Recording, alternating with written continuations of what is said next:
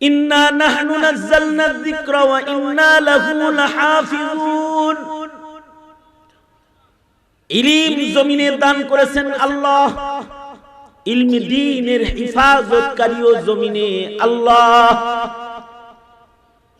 এ কারণে নিজের চেষ্টায় কখনো আলেম হওয়া যায় না, ব্রেনের বাহাদুরি দিয়া হাফেজ হওয়া যায় না। কারণ আতা মিন আতা ইল্লাহ, ইলমে দ্বীন এটা আল্লাহর দান। আল্লাহ যদি কাউকে দেয় সে ইলম পায়, আল্লাহ যাকে দেয় না সে ইলম পায় না। ইলম কার দান? জোরে বলেন, আরো জোরে আওয়াজ করে বলেন, ইলম কার দান? ডাক্তার নিজের চেষ্টায় প্রচেষ্টায় হওয়া যায়, ইঞ্জিনিয়ার চেষ্টা করলে হওয়া যায়, জাগতিক শিক্ষা ডিগ্রি চেষ্টা করলে অর্জন করা যায়, কিন্তু ইলম যেটা এটা শুধু চেষ্টার দ্বারাই অর্জন হয় না। এটা দেয় আল্লাহ তাআলা, যাকে মনোনীত করেন তাকে দিয়ে দেয়। এই কারণে আল্লাহ ইলম দেওয়ার জন্য বয়স দেখেন। বুড়া বয়সেও কাউকে ইলম দিয়ে দেয়। তবলিগে গেছে, পাক্কা মুফতি সাহেবদের মতো মাসাইল শিখালাইছে। বাচ্চা বয়সে মাদ্রাসায় গেছে, 7 বছরের বালক কিন্তু 30 পারা কোরআন তার সিনার ভেতরে দান করেছেন আল্লাহ। যে অল্প সময়ের ভেতরে 30 পারা কোরআন তার সিনায় জমে গেছে। চেষ্টা করে জমান যায় না, আল্লাহ দিলে জমে যায়। এ কারণে আল্লাহর রাসূলকে আল্লাহ তাআলা বলেন, লা তুহাররিক বিহি লিসানাকা লিতাজালা বিহি। বন্ধু, জিহ্বা ঘন ঘন নাড়ায়া কোরআন মুখস্থ করার এত চেষ্টা করার দরকার আপনার নাই। আমি এটাকে আমার জিম্মায় আপনার কলবের ভেতরে জমায়া দিব। আল্লাহু আকবার বলেন। ঠিক ওইরকম আমাদের সন্তানদের কলবের ভেতরে কোরআন জমায়া দেওয়ার দায়িত্ব কার? জোরে বলেন, আরো জোরে আওয়াজ করে বলেন, কার? এ কারণে আমাদের কামনা বাসনা হয় একরকম, আল্লাহর দেয়া দান হয় আরেক রকম। ভালো খাইছে, ভালো মেহনত হইছে, এরপরেও 6 বছরেও হিফজ করতে পারে না। আরেকটা খাওয়ান নাই, বাপে সেরা কাপড় কিনদা, পরনে কাপড় নাই, 7 মাসে হিফজ শেষ। এত ছোটবেলায় হিফজ শেষ করছে, এই বাচ্চার নিজস্ব কোনো তালমালও নাই। আমি কি একবার একদল হাফেজকে পাগড়ি দিতেছিলাম, তার ভিতরে পিচ্চি একটা আসছে পাগড়ি নিতে, যেটার বয়স 27 বছর হবে, আর এটা মাত্র 7 মাস 8 মাস 9 মাসে হিফজ শেষ করে ফেলছে। এটা যখন পাগড়ি পেঁচাইতেছি মাথায়, এটা নাকের পানি খালি এটা টানে, খালি এটা বাইরে আর ভিতরে ঢুকে, বাইরে আর ভিতরে ঢুকে। তা আমি ওর মাথায় পাগড়ি রেখে ওকে এরকম এইটা করতেই ও করলো কি, এমনি করে একটা টান মারছে, এক টানে জামা হাত ঠোঁট সব মাখাইছে, চাইটা ছুটে কিছু খাওয়া ফেলেছে। মানে নাকের পানি খেয়ে ফেলেছে। নাকের এই পানি মুছার মতো যোগ্যতা ইস্তেদাদ ওর নাই। ওর বাবা ওর কাছে 500 টাকার নোট দিয়ে বিশ্বাস করে না, হুজুরের কাছে টাকা দিয়ে আসে, ওরে ডেইলি 2 টাকা করে দেয়, 5 টাকা করে দেয়। টাকাটা ওকে দিয়ে বিশ্বাস করে না ওর পিতা, আরেকজনের কাছে দিয়ে আসে, বড় ছাত্রর কাছে দিয়ে আসে যে ওকে ডেইলি 10 টাকা করে দিও, পুরোটা দিও না, আরে ভালো। ওর পিতা মাতা ওকে 500 টাকার একটা নোট দিয়ে বিশ্বাস করে নাই। অথবা ওর বাবা মা সিন্ধুকের চাবি দিয়ে ওকে বিশ্বাস করে না, চাবি হারায় ফেলবে তাই তার কাছে দেয় না, আরেকজনের কাছে দেয়। কিন্তু এই বাচ্চাটাকে আল্লাহ তাআলা যখন কবুল করে ফেলে, ওর পিতা মাতা ওকে 500 টাকার নোট দিয়েও বিশ্বাস করে নাই, হারিয়ে যাবে তাই। কিন্তু আল্লাহ 30 পারা কোরআন পুরাটা ওর সিনার ভিতরে ঢুকায় দিয়ে দিয়েছেন। আল্লাহ তাআলা একে আল্লাহ নিজের জন্য মনোনীত করে ফেলেছেন। আমি এই বাচ্চারে পাগড়ি দেওয়ার সময় হুজুর রেজি গেলাম, হুজুর এটা তো নাকের পানি সাফ করা যায় না, ওর পাগড়ি ইয়াদ আছে তো? আছে মানে যে দিতেছেন এর ভিতরে সবচেয়ে বেশি ইয়াদ, এক দাঁড়ানোতে ওই শোনাইতে পারবে, ওর মতো বিনা লোকমায় আর একটা পারবে না। বলুন তো সিনার ভেতরে এই ইলম দিলেন কে? আরো জোরে আওয়াজ করে বলেন দিলেন। খায় কারণ শিফাউন লিকুল্লি দা, তাতেও রোগীও সুস্থ হবে ইনশাআল্লাহ, রোগীও সুস্থ হবে। কারণ সুস্থতা দিবেন কে? এই করোনাকালীন সময়ে অনেকে হাসপাতালে যায় অক্সিজেন দিয়া, অ্যান্টিবায়োটিক খাইতে খাইতে ইনজেকশন দিতে অস্থির বানায়, অনেককে বাঁচানো যায় নাই। কারণ হায়াত আল্লাহ দেয় নাই, ওই অসুস্থতাই তার মৃত্যু আল্লাহ তাআলা লিখে দিয়েছেন। বহু আলেমে দ্বীন আছেন যাদের করোনা হয়েছে, শ্বাসকষ্ট লাগতেছে, এটা প্রকাশও করে নাই, মানুষ তো তাহলে মুসাফা করা বন্ধ করে দিও, খালি কি করছে? পানি খাইছে, মশলা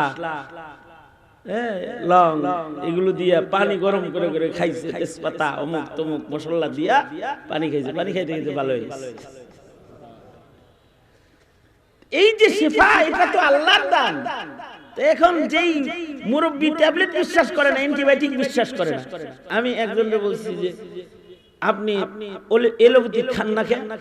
খালি দেখি খালি বোতলের ভিতরে পানি, এক জাকিতে 1 লাখ, 2 জাকিতে 2 লাখ, 7 জাকিতে 7 লাখ, 10 জাকিতে 10 লাখ, এটা খান। এটা সাইড এফেক্ট নাই। হে হে ইমান কি? মানে হোমিওরে বিশ্বাস করে, এলোপ্যাথি কি করে না? এই বিশ্বাসই করে না, এই জন্য এই চাচার ইমান নষ্ট হয় নাই, বরঞ্চ আল্লাহর উপরে অধিক আস্থার কারণে ইমানি সবলতার দলিল হইতে পারে। কারণ তার আস্থা ওষুধের উপরে না, আস্থা কার উপরে? আমি এক মুরব্বি পাইছি, যে মুরব্বি তার ছেলেদের বানানো 3 তলা বিল্ডিং এর ভিতরে থাকে না। হের ভয় হইল শুয়ে থাকবো, যদি ভাঙ্গা এটা আমার মাথার উপরে পড়ে যায় তাহলে তো আত্মহত্যার গুনাহ হয়। মানে বিল্ডিং এ থাকে না, উপরে 3 তলা আছে, তো পুরাটা ভাঙ্গা মাথায় বললে থাকবো, বাঁচবো? আমি এত মুখা না যে এই পাথরের নিচে ঘুমাবো। ছেলেদের বিল্ডিং এ ছেলেরা থাকে, চাচা মিয়া ওই কুড়ে ঘরেই তার জীবন কেটে গেছে, ওখানেই মারা গেছে, বিল্ডিং এ শুয়ে দেখে নাই কোনোদিন, ভূমিকম্পে পড়ে যাবে। ছেলেরা বলছে ইঞ্জিনিয়াররা এটার গ্যারান্টি দিচ্ছে 150 বছর, 150 বছর, এটা আমি বিশ্বাস করি না। তো শুইছে না। এখন এই বেচারার ঈমান তো নষ্ট হয়, এর দ্বারা তার ঈমান যায় নাই। হ্যাঁ, হয়তো নতুন ডিজিটাল প্রযুক্তির সুবিধা সে পায় নাই, কিন্তু তার ঈমান যায় নাই। অনেকে আছে ওকালতি আছে না, ওকালতি পড়ারে অপছন্দ করে, উকিল বানাইবার চায় না। কয় কেন? কয় উকিল বানায় যুক্তি তর্ক শিখবো, যুক্তি তর্ক শিখে যদি মিথ্যা মামলা যাই না শুই না এর পক্ষে লড়ে, তাহলে প্রত্যেকটা কথায় কথায় গুনাহ হইব, এই শিক্ষারই দরকার নাই। আচ্ছা, এলএলবি শিক্ষারই দরকার নাই, তাই বিচার চলবে কিভাবে? কয় বিচার কোরআন হাদিস দিয়ে করব। এত যুক্তি দিয়ে সত্যরে মিথ্যা বানানোর আর মিথ্যারে সত্য বানানোর দরকারটা কি মুসলমানের দেশে? এটা হলো উনার ধারণা, উনার বিশ্বাস। উনি যে এই লেখাপড়াটাকে অযথা মনে করে, মিথ্যাচার প্রতিষ্ঠিত হয়ে যাওয়ার সমান মনে করে, যে এই যুক্তি তর্ক দিয়ে মিথ্যা প্রতিষ্ঠা পাবে, এটা যে মনে করে, এর জন্য তো এইটাকে অবিশ্বাস করার কারণে তার ঈমান নষ্ট হয়। কিন্তু কেউ যদি বলে কোরআনের একটা অক্ষর মানি না,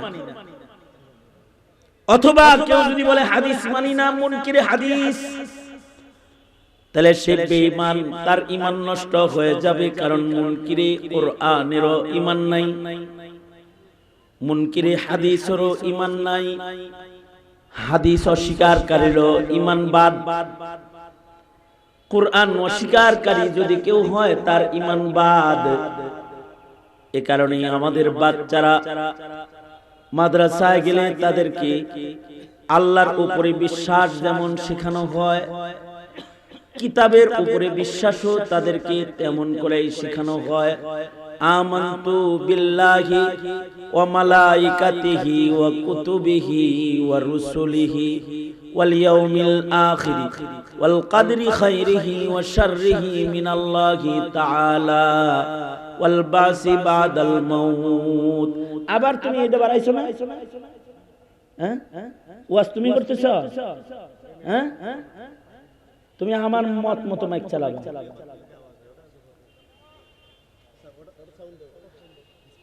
এ কারণে বাচ্চাদেরকে শিক্ষা দেয়া হয় যে তুমি বলো যে আল্লাহ ছাড়া আর কোনো ইলাহ নাই, আল্লাহর উপরেও ঈমান, নবীর উপরেও ঈমান, কিতাবুল্লাহ কোরআনের উপরেও ঈমান। যার কোরআনের উপরে ঈমান নাই, হাদিসের উপরে ঈমান নাই, তারও ঈমান নাই, সে বেঈমান হয়ে যাবে, ঈমান থাকবে না।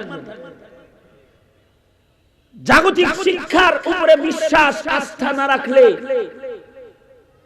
ঈমান নষ্ট হয় না, কিন্তু কেউ যদি কোরআন হাদিসের উপরে আস্থা হারায় ফেলায় আর যদি মুসলিম হয়েও সে যদি বলে যে এই শিক্ষাটার দরকার নাই, তাইলে তার ঈমান নষ্ট হয়ে যাবে সাথে সাথে। কারণ এই শিক্ষা দরকার নাই বললেই এই শিক্ষা নাই হওয়ার সম্ভাবনা নাই। কারণ এটার হিফাজতকারী কে? আরো জোরে আওয়াজ করে বলেন, হিফাজতকারী কে? আল্লাহ হিফাজতকারী।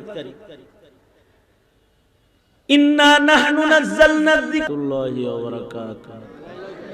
আলহামদুলিল্লাহ আলহামদুলিল্লাহি ওয়া কাফা ওয়া সালামুন আলা ইবাদিহিল্লাযীনা ইসতাফা। أما بعد فأعوذ بالله من الشيطان الرجيم. بسم الله الرحمن الرحيم. وقل رب زدني علما. وقال النبي صلى الله عليه وسلم طلب العلم فريضة على كل مسلم.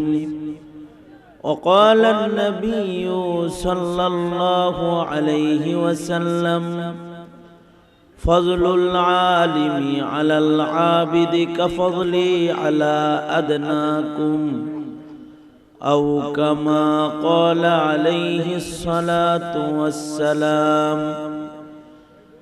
اللهم صل على محمد وعلى آل محمد كما صليت على إبراهيم وعلى آل إبراهيم إنك حميد مجيد. اللهم بارك على محمد وعلى آل محمد كما باركت على إبراهيم وعلى آل إبراهيم إنك حميد مجيد. খাদিমুল ইসলাম যুব সংঘের উদ্যোগে আয়োজিত মহতি তাফসীরুল কুরআন মাহফিল মহাসম্মেলনের মুহতারাম সাদার, মুহতারাম সভাপতি, উপস্থিত হযরত, বুজুর্গ, উলামায়ে কেরাম, সম্মুখপানে সমবেত দিন প্রিয়, ইসলাম প্রিয়, দিনদার ইমানদার মুমিন মুসলমান ভাইরা, বুড়া বাবারা, যুবক ভাইরা, পর্দার আড়ালের মা বোনেরা, আল্লাহর দরবারে শুকর, আল্লাহ তাআলা দ্বীনি নসিহতের মজলিসে, উলামাদের সোহবতে, জান্নাতের বাগানে আমাদেরকে আল্লাহ তাআলা একত্রিত হওয়ার তৌফিক দান করেছেন। কালিমাতুশ শুকর পড়ি, জবান খুলে মুহাব্বতে আওয়াজ করে বলুন আলহামদুলিল্লাহ। বিকাল থেকে শুরু করে যোগ্য বুজুর্গ ওলামা হযরতগণ, এই মাইকেল তোমার এই পাশে হরন, এটা এত বাজে তুমি এদিক থেকে হরণ দিতে পারো না? মনে হইতেছে মাহফিল ওইখানে হইতেছে, সব শ্রোতা কি ওখানে যেয়ে বসছে?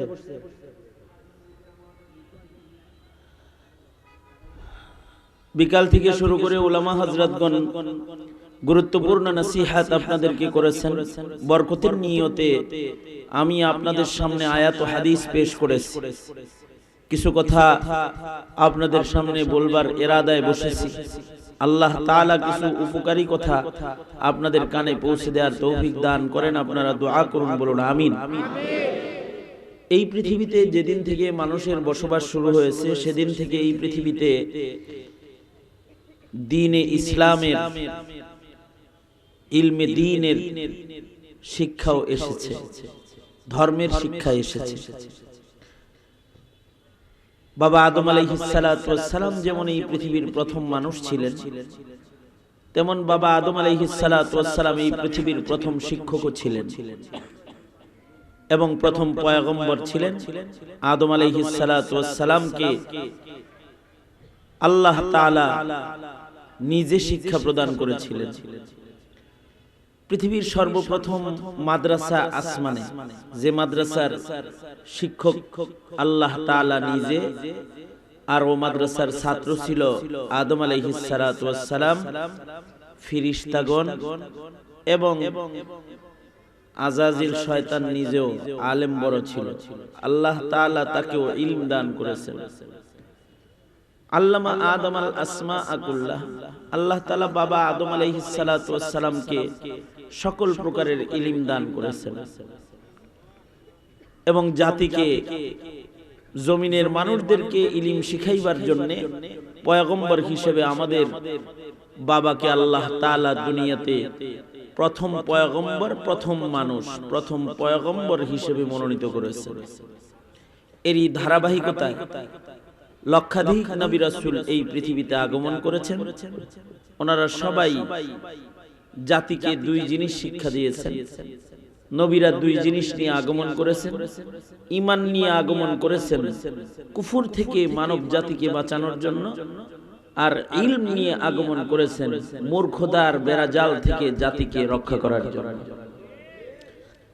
সর্বশেষ নবীদের আমাদের নবী মুহাম্মদুর রাসূলুল্লাহ সাল্লাল্লাহু আলাইহি ওয়াসাল্লাম ইলম নিয়ে এই পৃথিবীতে আগমন করেছিলেন। আমাদের নবীর সবচেয়ে বড় মুজিজা হলো ইলমের মুজিজা, কোরআনের মুজিজা। এটা আমাদের নবী আলাইহিস সালামের সবচেয়ে দামি মুজিজা, বড় মুজিজা। আমাদের নবীজিকে আল্লাহ তাআলা কি পরিমাণে ইলম দান করেছেন। আল্লাহর রাসূল বলেন, উতিতু ইলমাল আউয়ালিন ওয়াল আখিরিন, আল্লাহ তাআলা আমাকে আউয়ালিন এবং আখিরিনের সব ইলম দান করেছেন। অর্থাৎ বাবা আদম থেকে আমাদের নবী পর্যন্ত সব নবীরে যত ইলম দিয়েছেন, কিয়ামত পর্যন্ত যত মানুষ আসবে তাদেরকে যত ইলম দিবেন, সব ইলম একাই মুহাম্মদুর রাসূলুল্লাহ সাল্লাল্লাহু আলাইহি ওয়াসাল্লামকে আল্লাহ তাআলা দান করেছেন। এবং আল্লাহর রাসূল বলেন, ওয়াইস্তু মুআল্লিমান, আমি মুআল্লিম হিসেবে এসেছি, শিক্ষক হিসেবে। আল্লাহর রাসূল এই ইলম সাহাবায়ে কেরামদেরকে শিক্ষা দিয়েছেন, সাহাবীরা তাবেঈনদেরকে ওই ইলম শিক্ষা দিয়েছেন, তাবেঈনগণ তাবেঈনদেরকে ইলমের তালিম দিয়েছেন। এভাবেই ইলম পর্যায়ক্রমে আস্তে আস্তে উলামায়ে দেওবন্দ তথা হাল জমানার বুজুর্গদের সিনা পর্যন্ত এসেছে। এভাবেই ইলমে দ্বীন কিয়ামত পর্যন্ত জমিনে সিনা বসিনা সংরক্ষণ করবেন আল্লাহ তাআলা নিজের জিম্মাদারিতে। জাগতিক জ্ঞান আর ইলমে দ্বীন দুইটা এক নয়। জাগতিক জ্ঞানের কোনো স্থায়িত্ব নাই। জাগতিক জ্ঞান হলো রংধনুর মতো আগমন হয়, কতক্ষণ ঝিকঝাক করে, তারপরে চলে যায়। 10 বছর আগে জাগতিক যে জ্ঞানগুলো ছিল এখন সেগুলো চলে না মার্কেটে, কারণ এখন জেনেটিক সায়েন্সের আগমন হয়েছে। লুলাতুল সায়েন্স সব বিদায় নিছে। এক সময় লুলাতুল সায়েন্স ছিল না, এগুলো বিদায় নিছে। ইসলাম এরকম লুলাতুল হয় না। ইসলামের কোনো কিছু দুর্বল আসে নাই, একবারেই সবল পজিশনে আসছে। 1500 বছর আগে যেমন আসছে এখনো তেমন আছে, কিয়ামত পর্যন্ত এরকম সবলই থাকবে। একটা নুকতাও হারাবে না। কারণ জাগতিক জ্ঞান, অস্থায়ী জ্ঞান যা মানুষের মাথার থেকে বের হয় নতুন নতুন, আর ইলমে দ্বীন যেটা, দ্বীনি ইলম যেটা, এটা মানুষের মাথার থেকে বের হয় না। এটা আল্লাহ পাকের সিফাত। আল্লাহ তাআলা নিজে জমিনে মানুষদেরকে নিজের ইলমের সিফাত দান করেছেন। আল্লাহ পাকের এই ইলম এটা পরিবর্তনশীল না, পরিবর্তন হবে না। এখানে নতুন কোনো কিছুর আবিষ্কারও জরুরত হবে না, নতুন কোনো কিতাবও লাগবে না। যেটা দিয়েছেন এটাই যথেষ্ট কিয়ামত পর্যন্ত। পরিপূর্ণতা দিয়ে দ্বীন হানিফকে পূর্ণাঙ্গ ধর্ম বানায় আল্লাহ তাআলা আমাদের নবীজির মাধ্যমে এই পৃথিবীর মানুষদেরকে আল্লাহ তাআলা দ্বীন ইসলাম দান করেছেন। জাগতিক জ্ঞানের ভেতরে ভুল বের হয়, যেমন জাগতিক জ্ঞানের ভেতরে নতুন নতুন সিলেবাস হয় আর নতুন নতুন ভুল নির্ধারিত হয়। এইটা আবার জাতির চাপে কাটতে হয়। যেমন নতুন করে একটা শিক্ষা এসেছে এখন বর্তমানে, শয়তানের শিক্ষা, সেটা হলো শরীফ থেকে শরীফা বেগম। এটা এত দুর্বল একটা সিলেবাস, এত বানোয়াট একটা বস্তু, এত নষ্ট ভ্রষ্ট একটা মতবাদ, যা শিক্ষা হিসাবে শিক্ষা সিলেবাসে ঢোকার পরে কোন শিক্ষিত লোক, দক্ষ কোন মানুষ দিয়ে এটার ভুল ধরার জরুরত পড়ে নাই। আমগুর দেশের স্কুল কলেজের বাচ্চারাও, ছোট ছোট শিশুরাও বুঝে যে পুরুষ কোনোদিন মহিলা হয় না, আর মহিলা মনে করলেই কোনোদিন পুরুষ হওয়া যায় না, মনে মনে ভাবলে। এইটা আমাদের বাচ্চারাই নিজেদের বই থেকে নিজে ছিঁড়ে ফালায় দিচ্ছে। এরকম একটা বাতিল পড়ার হয় না, এটা বইয়ে রাখার যোগ্য না। এইরকম কোন কাণ্ড কিয়ামত পর্যন্ত আল্লাহর নবীর রেখে দেওয়া ইলমের সাথে ঘটবে না। এটার ভেতরে ভুল বের হবে না, কারণ এটার নির্ভুল হওয়ার সনদদাতা, জোরে আওয়াজ করে বলেন সনদদাতা আল্লাহ, লা রাইবা ফি, এর ভেতরে কোনো সন্দেহ আসবে না। কোনোদিন কোনো সন্দেহ আসবে না যে এটা ঠিক না বেঠিক, এই সন্দেহ নাই। এ কারণে ইলমে দ্বীনের উপরে আস্থা, বিশ্বাস, ঈমান না থাকলেও বেঈমান হয়ে যায়। জাগতিক জ্ঞানের উপরে যদি আস্থা বিশ্বাস না থাকে, তাতে ঈমান নষ্ট হয় না, বেঈমান হয় না, আখিরাত নষ্ট হয় না। আমাদের কিছু মুরব্বী আছে, এরা ঔষধ বিশ্বাস করে না। আছে কিছু মানুষ আছে প্যারাসিটামল খাইব না, বিষ আরে ঔষধ না, পার্শ্ব প্রতিক্রিয়া আছে, এটা খাওয়া যাবে না। তো কি খাইবেন? কয় সুন্নত হিসেবে দাও, একটু আদা পানি দাও, দাও একটু লং দাও, দাও একটু তুলসী পাতার রস দাও, একটু বাসক দাও, একটু মুখের রুচি কমে গেছে দাও, ভর্তুকি দাও, আমলকি দাও। আল্লাহর ন্যাচারাল চিকিৎসা নেই। কালো জিরা দাও, কালো জিরা দাও, মধু দাও, এগুলো খায়। কারণ অসুখ দেনেওয়ালা আল্লাহ, অসুখ দূর করনেওয়ালাও কে? জোরে আওয়াজ করে বলেন।